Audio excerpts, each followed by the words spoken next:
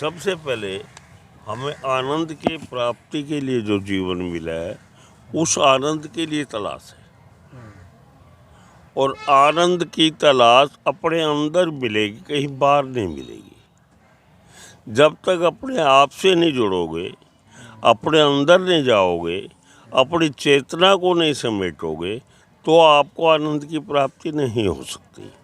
हमारी चेतना सारी बिखराव पे है, बाहर की ओर भाग रही है, बाहर सुख और दुख में घूम रही है। हम अपने आनंद को ढूंढ नहीं पा रहे। आनंद एक सत्य है और वो ही सनातन है। जो सनातन है वो दो नहीं हो सकते, सत्य एक ही होता है। और सत्य का अपना कोई शरीर नहीं है, वो बोल नहीं सकता। और जो अनादिकाल से ब्रह्म है वो ही सत्य है, और जो ये प्रकृति है वो उसका शरीर है। उस शरीर के अंदर आके वो सब कुछ बोल रहे हैं। वो 5 तत्वों से, प्रकृति से बना है।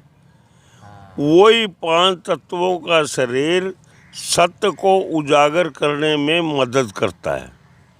और जो प्रकृति है वो हमारा स्वभाव भी कहते हैं उसको।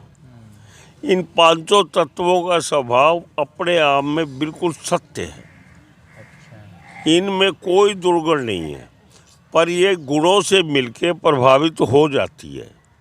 हमें गुणों से ऊपर उठ के अपने निर्गुण स्वरूप की तरफ बढ़ने के लिए सत्य का ही सहारा लेना पड़ता है।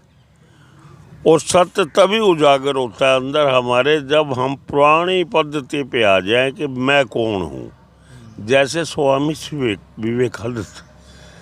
स्वामी विवेकानंद ने जिस समय अपने आप को जाना गुरु महाराज के कहने से कि मैं सत्य हूँ, मैं ही हूँ, मेरे अलावा कहीं कुछ नहीं है।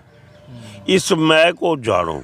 इसको मैं को जानने के बाद सब कुछ जाना हुआ प्रतीत होने लगेगा, और कोई किसी में भेदभाव नज़र नहीं आएगा।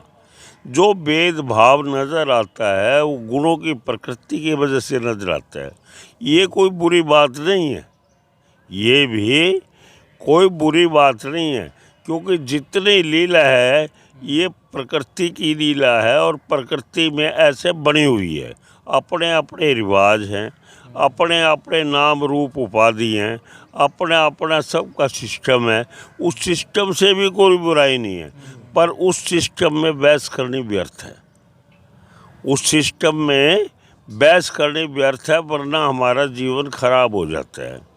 पर सत्य तो एक ही है, उसमें कोई बिखराव नहीं है, कोई अलगाव नहीं है। वो अपने आप में सत्य एक ही है। अच्छा। उस सत्य को जैसे कि सत्य तो एक है जी, ठीक है। 5 तत्व पूरे ब्रह्मांड में चलते हैं जी, हर ब्रह्मांड की एक एक चीज़ 5 तत्वों से मिलके बनी है जी, तो जो पृथ्वी का जो व्यवस्था है जीवन शैली वो ऐसी होनी चाहिए, चाहे पंथ कितने भी बन जाए, जी, जी, है ना, उससे कोई दिक्कत नहीं। वो तो वेरिएशन है, हाँ, सुंदरता वो है। कोई नहीं। हाँ, जैसे सुंदरता है। फूल हैं व्यवहार जितने के लिए वैसे जैसे फूल है ना, सब चीज़ें प्रकृति में आकर विभिन्नता नहीं होगी तो आनंद भी नहीं आएगा।